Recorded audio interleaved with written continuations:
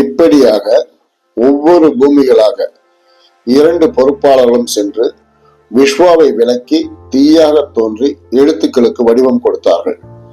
பூமியில் நம் பூமியான இந்த பூமியின் கிரேக்கத்தில் பாறைகளில் எழுத்துக்கள் வந்ததை அந்த இருவரும் தலைவனிடம் காட்டி அது எப்படி வந்தது என்றெல்லாம் கூறி விளக்க ஆச்சரியமடைந்த மன்னன், அப்போது மன்னன் என்று கிடையாது என்றாலும் அந்த நாட்டின் தலைவனுக்கு தலையில் ஒலிவ மரத்தின் இலையை சொருகிக் கொள்ளும் பழக்கம் இருந்தது.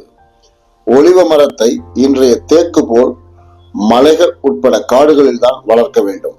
அந்த மரங்களின் மாபெரும் இலைகளை எல்லாம் அற்புதமாக அடுக்கடுக்காக அடுக்கி அதை பிணைத்து பின் எளிதாக யாராலும் உடைக்க முடியாத எஃகு கோட்டையாக மாற்றிக்கொண்டே இருந்தான் தலைவன்.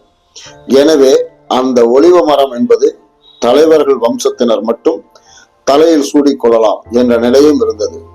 அந்த சாதாரண மரத்தின் இலையை போல் இல்லாமல் மிக அற்புதமான மருத்துவ குணங்களையும் அது கொண்டிருந்தது. மொழி என்பது அங்கு நன்றாக வேர்விட்டு பரவியது. கிட்டத்தட்ட கடைக்கோடியில் வாழும் ஒரு மனிதன் உட்பட பேசிக்கொள்ளும் நிலை வர 200 ஆண்டுகள் பிடித்திருந்தது.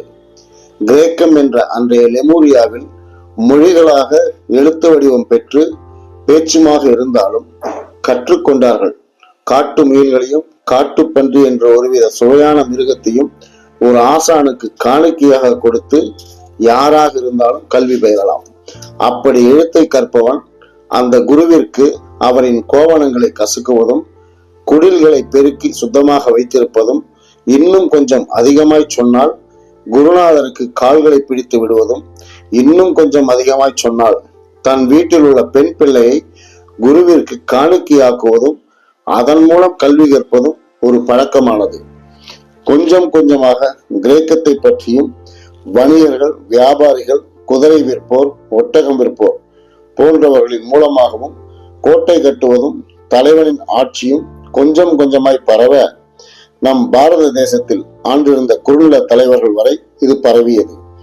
ஆனால் ஒரே தலைவனின் ஆட்சி என்பது இந்த பாரதத்தில், அதாவது பழமுதிர் சோலையில் இயலவே இயலாத ஒரு காரியமாய் போனது. காரணம், ஒவ்வொரு கூட்டத்திலும் ஒரு தலைவன் மிக வலிமையுடையவனாக இருந்தான். ஒரு தலைவனை கொன்றுவிட்டு அந்த குழுவை தன்னோடு சேர்த்து இணைத்துக் கொண்டு பெரும் காரியமாற்றும் முறை இங்கு இல்லாமலே போனது. அதற்கு காரணம், இங்குள்ள குழு தலைவர்கள் தன் மக்களோடு கூட்டமாய் தனக்கு மிக மிக நெருக்கமான 100 பேர்களை தேர்ந்தெடுத்து காவல் வைத்துவிட்டு குன்றுகளின் மேல், பாறைகளின் மேல் அமர்ந்து வேறு குழு தலைவனை நெருங்க முடியாதபடி, அப்படியே நெருங்கினால் கூட்டமாக மரங்களை கொண்டு வந்து அவர்கள் மேல் வீசுவதுமாக வலிமை பொருந்தியவர்களாக இருந்தார்கள் என்பதே உண்மை.